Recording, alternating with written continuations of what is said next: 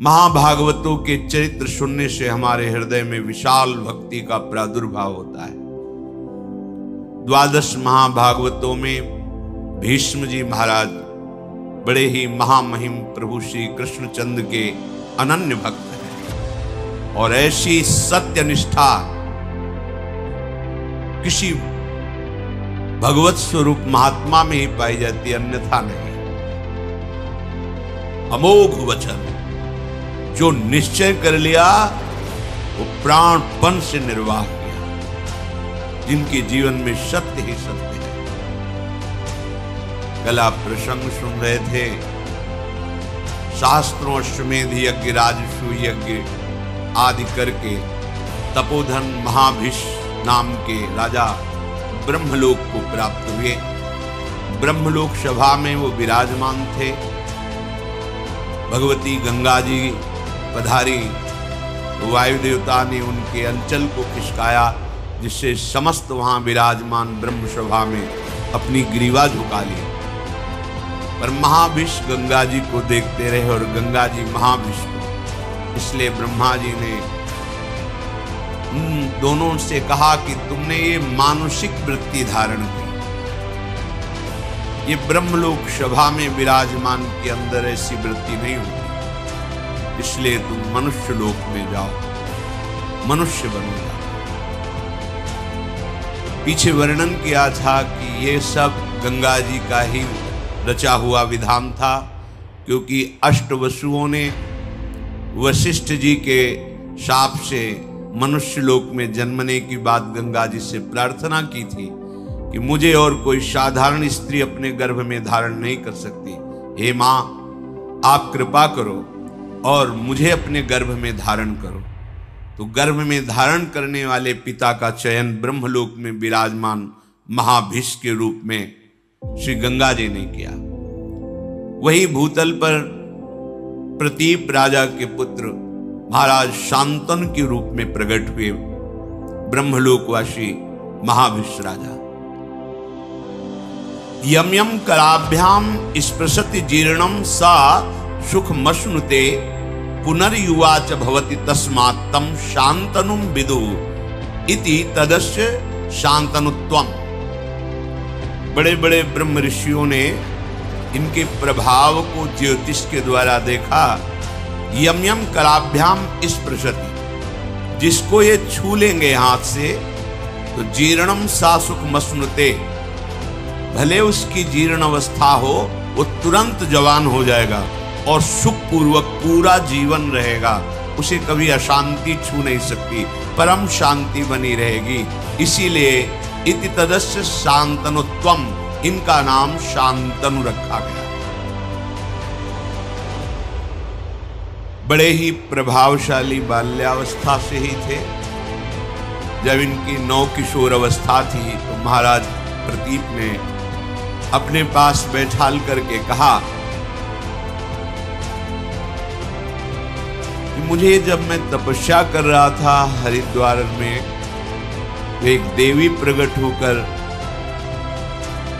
मेरे से बात कही कि जब तुम्हारा पुत्र यौवन अवस्था को होगा तो मैं समीप जाऊंगी, पर वो हमसे कभी कोई प्रश्न ना करे,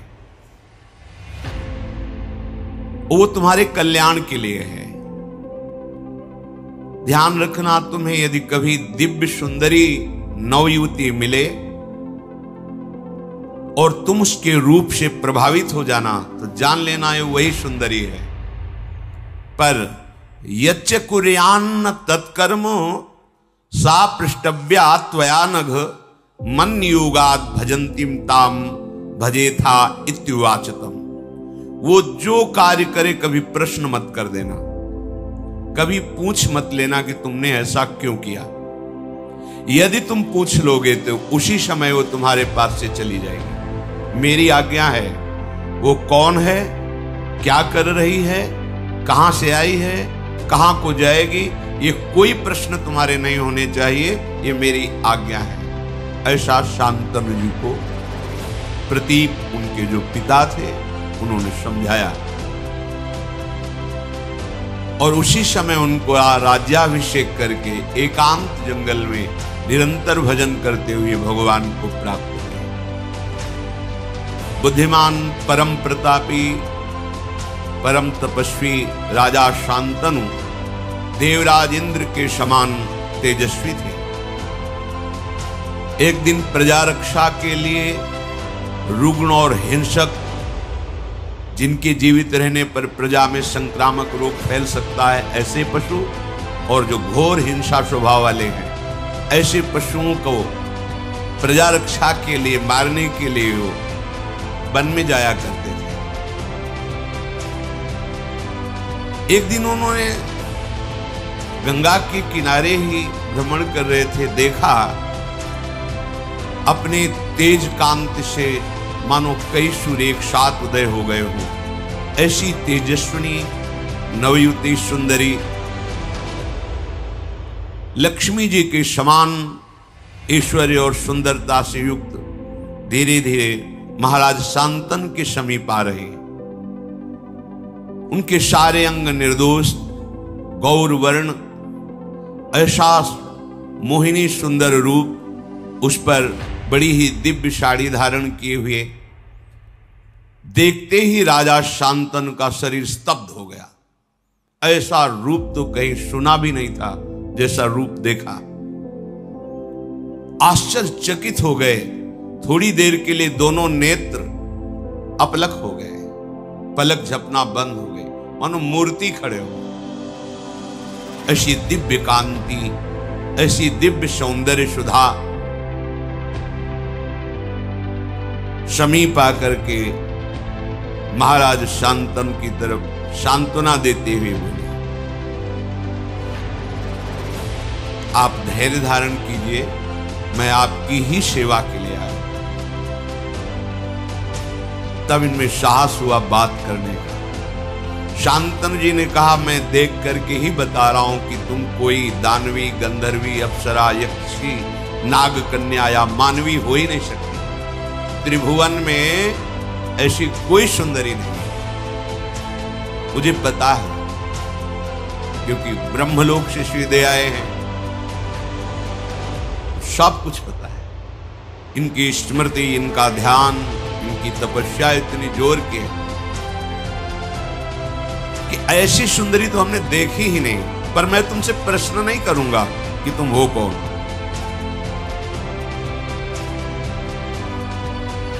बस मेरी याचना है कि मैं आपका संग चाहता हूं। जब शांतनु जी ने ऐसी प्रार्थना की तो मधुर मुस्कान युक्त महायशस्विनी त्रिपथगामिनी भगवती गंगा जी उनके ऐश्वर्य की वृद्धि के लिए उनसे कहा, यत्तु कुर्यामहं राजन शुभम वा यदि वा शुभम ना तद वारयितस्यामि न वक्तव्या तथा प्रियम।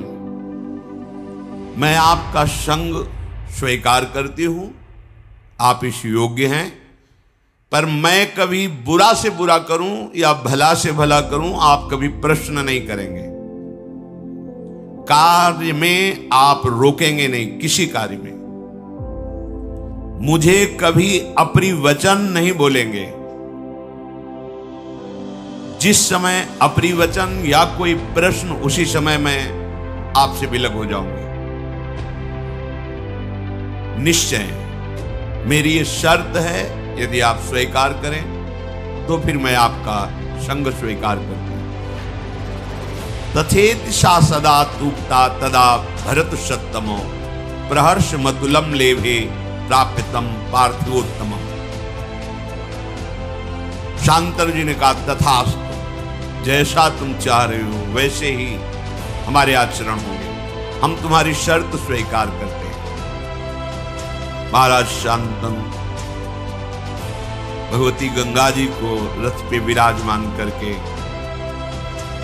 उनकी राजधानी हस्तिनापुर में उस महल में जैसे देवराज इंद्र का महल, ऐसे महल, उसमें देवी गंगा जी को विराजमान किया। जितेंद्रीय महाराज शांतनु ब्राह्मणों को बुलाकर स्वस्ति वाचन कराया।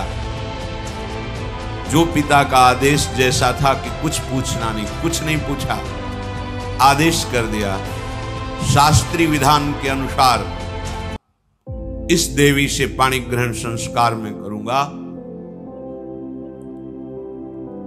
जो देवराज इंद्र के समान प्रभावशाली और महाभाग्यशाली, ऐसा कौन महाभाग्यशाली होगा जिन गंगा जी को भगवान शंकर मस्तक पर धारण करते हैं, त्रिभुवन जिनके नाम और आचमन अवगाहन से निष्पाप होकर भगवान की प्राप्ति करता है, जो मूर्तिमान ज्ञान वैराग्य और भक्ति का स्वरूप है गंगा जी, क्योंकि भगवान के श्री चरणों से इनका प्रादुर्भाव हुआ है।